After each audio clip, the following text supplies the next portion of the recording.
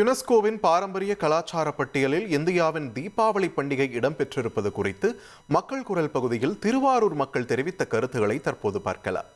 இந்தியாவில் பாரம்பரியமாக கொண்டாடப்படுகின்ற தீபாவளி பண்டிகையை யுனெஸ்கோ ஒரு கலாச்சார பண்டிகையாக அறிவித்திருக்கிறதாக கஜேந்திர சிங் ஷெகாவத் என்ற அமைச்சர் அறிவித்திருக்கிறார்.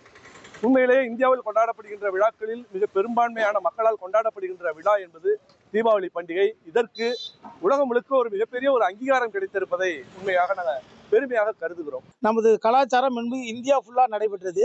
இப்போது உலகம் ஃபுல்லா நடைபெறும் போது நம்மளோட கலாச்சாரம் பண்டிகையை பற்றி எல்லாருக்கும் இன்னும் அதிகமாக தெரிய வரும்.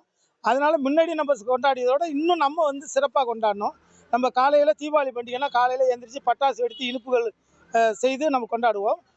இன்னும் மேலும் மேலும் நம்ம நிறைய பட்டாசு வெடிக்கிறதுனால அந்த தொழிலாளர்கள் மேம்படுவார்கள், பட்டாசு தொழில் மேம்படும்.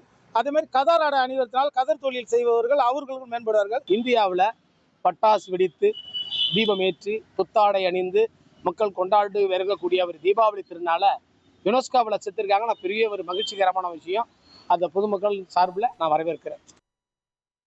மக்கள் குரல் பகுதியில் திருவாரூர் மக்கள் தெரிவித்த கருத்துக்களை நாம் பார்த்தோம். இனி செல்லும் இடமெல்லாம் செய்தி.